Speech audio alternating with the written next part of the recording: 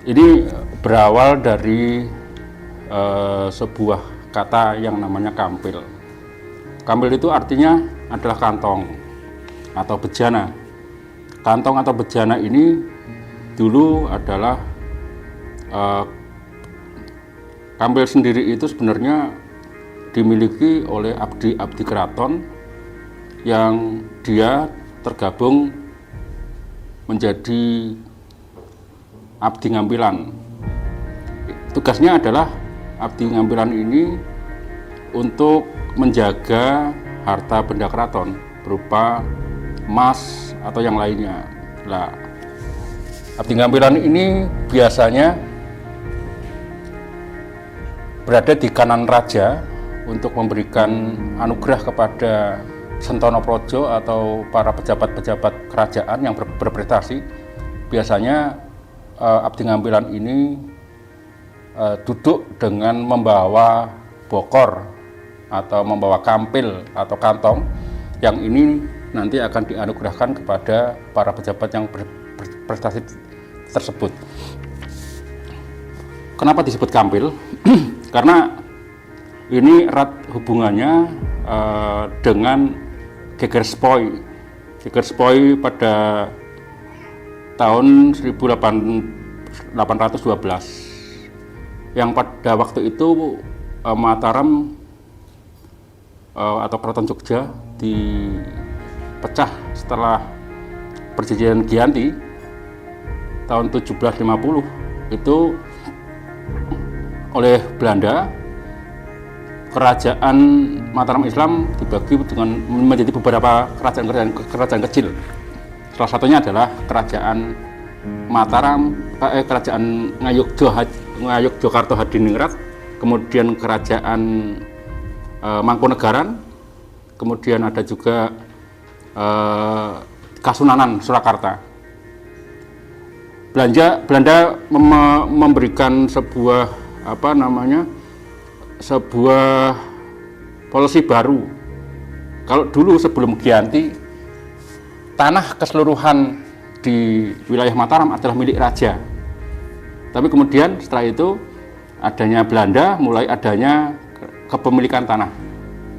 Nah, di Kampil ini masuk ke wilayah Wiradesa, yang waktu itu Wiradesa adalah sebuah kabupaten tersendiri. Kabupaten ini dijual belikan Belanda, dilelang oleh Belanda, dan kemudian dibeli oleh Temenggung Pusponegoro yang dari Pasuruan. Dan kemudian anaknya Jayangrono menjadi Bupati Wiradesa pertama. Kembali ke Gegerspoi, pada waktu itu yang menjabat di Keraton Ngayogyakarta Hadiningrat itu Hamengkubuwono III. Beliau menjabat mulai 1810. Waktu itu ada hubungan yang kurang harmonis, bersih tegang antara Kesultanan Ngayogyakarta Hadiningrat dengan Mangkunegaran Solo. Dan waktu itu wilayah Mangkunegaran tidak diperintah oleh Belanda karena sudah dilelang kepada Inggris. Di situ yang menjadi gubernur waktu itu adalah Thomas Raffles. Dia gubernur Inggris yang ada di Jawa. Dia pernah ada di Bogor, ada di Solo, dan yang lain. Kemudian kisah abdi ngampilan dimulai ketika ada brigade Sepoi yang punya di bawah perintah dari Mangkunegaran, di bawah perintah dari Raffles untuk menyerang Keraton Ngayogyakarta Hadiningrat. Waktu penyerangan itu tanggal 12 Juni 19 sampai 20 Juni 1812 itu yang terkenal dengan geger Spoi. Pasukan Spoi yang berisi beranggotakan orang-orang Gurkha. Tentara Gurkha itu tentara dari India yang berjumlah 1.000 orang, kemudian tentara Mangkunegaran 1.000 orang itu berhasil membobol benteng Keraton Jogja. Ketika benteng itu dibobol, semua emas, kekayaan emas yang ada di bawah pengawasan Abdi Ngampilan itu dirampas. Nah, salah satu dari abdi itu diperintahkan oleh Sultan Hamengkubuwono III untuk menyelamatkan aset keraton berupa emas untuk lari sejauh-jauhnya menyelamatkan aset keraton tersebut. Kemudian tibalah ke salah satu wilayah di Wiradesa, masih hutan waktu itu. Kemudian beliau ke Kampil dan di sini kemudian menetap. Nama asli beliau ini tidak ada yang tahu.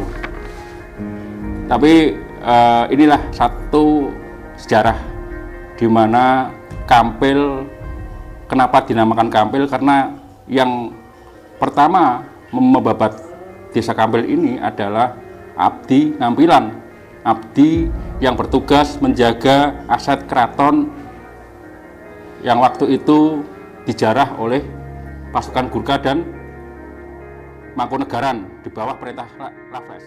Di sini terkenal dengan Mbah Gembur. Mbah Gembur, kalau istilah Jawa Gembur itu adalah orang mager kalau orang sekarang ngono. Orangnya mager, jadi kesana kesini hanya duduk-duduk saja, nggak pernah bekerja. Dan dia selalu punya adat yang eksotis ya. Dia selalu pakai sarung yang disilangkan di atas dadanya. Karena dia terbiasa diperintah untuk mengamankan aset keraton. Nah, ternyata sarung itu adalah untuk menutupi kantong yang panjang yang ada di bawah kateknya. Kenapa orang-orang tidak tahu bahwa dia itu namanya siapa dan dia juga mengaburkan dari mana dia asalnya? Karena waktu itu jelas ketika dia ketahuan, itu akan ketahuan Belanda bahwa dia itu adalah salah satu abdi yang keluar dari keraton dan membawa aset banyak. Ini tentu akan ditangkap. Banyak perselisihan paham tentang siapa dia. Ada yang mengatakan dia adalah tentara Diponegoro, tapi tidak ada basis data yang menguatkan itu. Kemudian yang paling bisa dilacak sejarahnya dan paling mirip adalah Abdi Ngampilan dan peristiwa geger Spoi tahun 1812. Gitu Mas. Jadi namanya Mbah Gembur. Apakah tokoh tersebut itu membangun peradaban agama Islam? Jelas pengaruh Islam Jawa sangat luar biasa kuat, karena seorang abdi dalam itu mesti harus beragama Islam waktu itu. Misalnya ada adat Dulqodiran, itu ada dari zaman dari zaman Sultan Agung. Dulqodiran itu kalau bahasa sekarang manakipan, di sana Dulqodiran. Kemudian ada tradisi sekaten, syahadat, itu namanya syahadatain sebenarnya. Kemudian dibahasakan Jawa menjadi sekaten. Dan kekuatan pemahaman abdi dalam adalah mereka itu adalah abdi Gusti sebenarnya, bukan hanya abdi raja, tapi dia abdi Gusti, ya, abdi Allah gitu ya. Jadi sangat kuat sekali Islamnya. Kemudian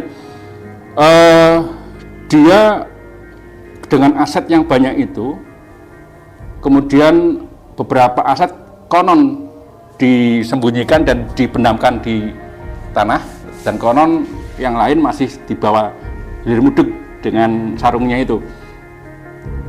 Kemudian karena dia punya punya kapital yang banyak, ini dia berhasil dengan cepat mengajak orang-orang untuk membangun desa Kampil.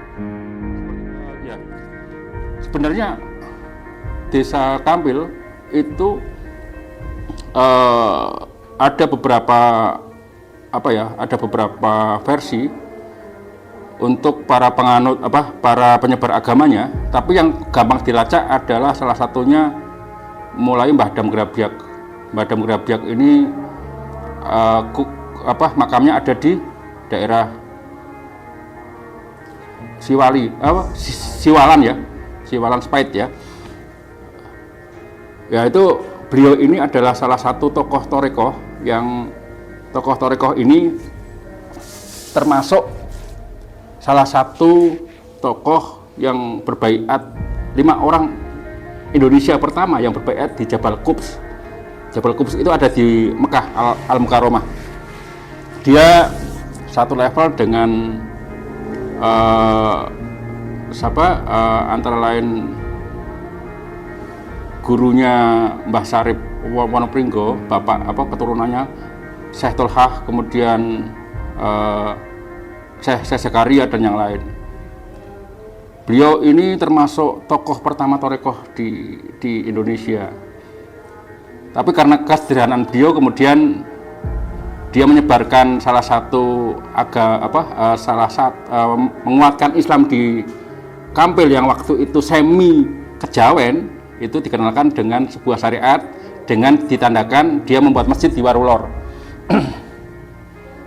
Ini Mbah Dam Grabyak ya. Mbah Dam Grabyak ini kalau menurut informasi beliau lebih condong pada sufisme, tokoh yang sangat sufi sekali, sederhana sekali, dan banyak diceritakan bahwa dia itu juga punya mistisisme yang tinggi ya. Jadi jauh setelah adanya era Mbah Gembur dengan Islam kejawennya ala Yogyakarta, itu muncul Islam model Arab yang dibawa oleh Mbah Dam Grabyak. Dan itu salah satu informasinya itu saya dapatkan dari Pak Mas Jarotib, salah satu yang pernah jadi lurah Waru. Dia adalah keturunan dari Pak Haji Rotib. Pak Haji Rotib itu tokoh yang ada di Warulor dan termasuk tokoh yang terkenal. Itu yang pertama Mas, yang pertama seperti itu. Kemudian tokoh lain ya, selain beliau ada Kiai Ahmad. Kiai Ahmad ini kemudian Mbah Ahmad ya, kalau dulu Mbah Ahmad ini punya anak namanya Kiai Masudi. Kiai Masudi ini dulu mondoknya di Buntak Cirebon. Ya, waktu itu masih tahun 30 sampai 40-an lah ya. Waktu perang kemerdekaan. Beliau ini mondok ke Buntak di bawah asuhan Mbah Kiai Haji Abbas Buntak. Ini yang luar biasa, fenomena ini yang saya anggap luar biasa dari tokoh Kampil dan Gumawang. Ya, Mas Hudi ini diutus waktu itu kita nggak akan nyangka bahwa ada seorang tokoh yang ada urusannya dengan resolusi jihad atau hari santri pada tanggal 22 Oktober tahun 45. Mbah Hasyim Asy'ari itu mengundang beberapa ulama untuk merencanakan perlawanan terhadap agresi Belanda. Nah, ini beliau ini diutus mewakili Cirebon untuk bertemu dengan Mbah Hasyim Asy'ari. 5 orang dari Pekalongan, salah satunya adalah Mbah Mas Hudi ini pada era perang kemerdekaan. Mbah Mas Hudi ini kemudian ikut pada peristiwa 10 Oktober. Yang terkenalnya adalah itu peristiwanya arek-arek Surabaya, ansih hanya arek-arek Surabaya. Ternyata ada santri-santri dari Cirebon, termasuknya santri dari Gumawang dan Kampil ini.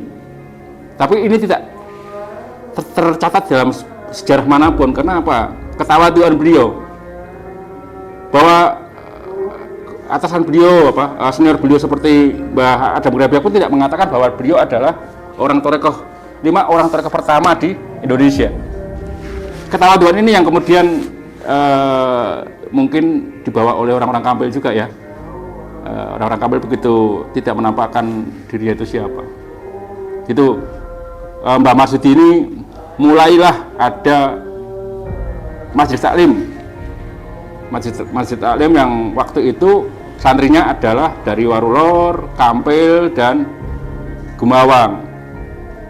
Nah ini kalau jenengan ke Ayam Bakar Bari itu nyabrang, di situ ada gang masuk, ada musola peninggalan Pak Yai Marsudi.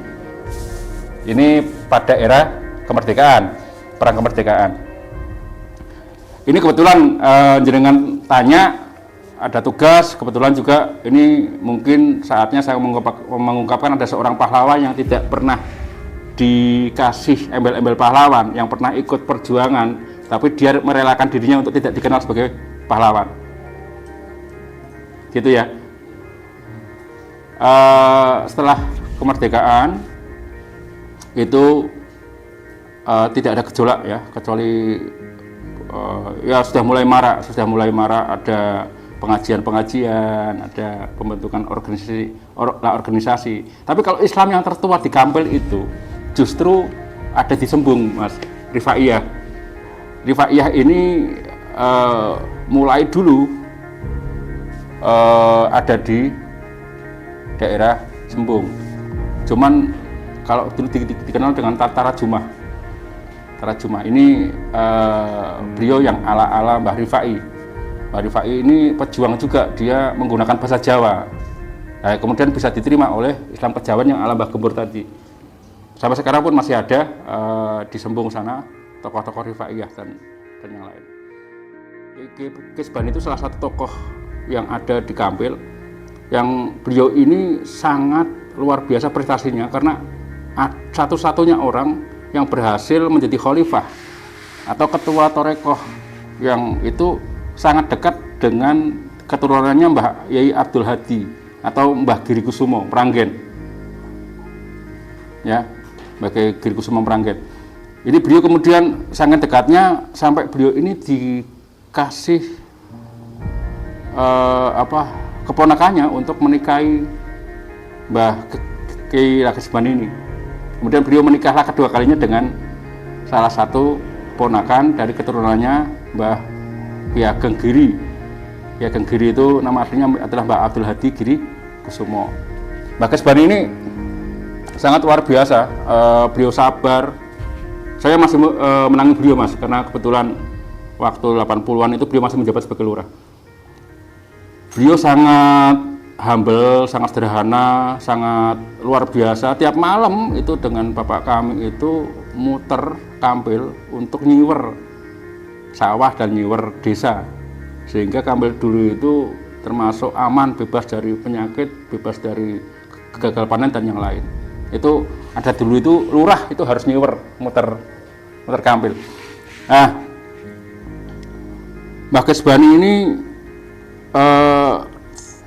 membuat sebuah meneruskan sebuah musola. Waktu itu masih musola yang sekarang menjadi masjid di Kampil itu namanya Masjid Jami Nurul Hidayah. Itu adalah dulunya musola yang dibuat oleh Pak Lakis Bani. Pak Lakis Bani itu terkenal Mbah Lakis Bani Lurah karena beliau adalah karena ketokohannya. Kemudian beliau setelah peristiwa Bongkaran itu beliau diangkat sebagai lurah. Nah, Mbah Lakis Bani ini banyak mencetak murid-murid yang sangat luar biasa.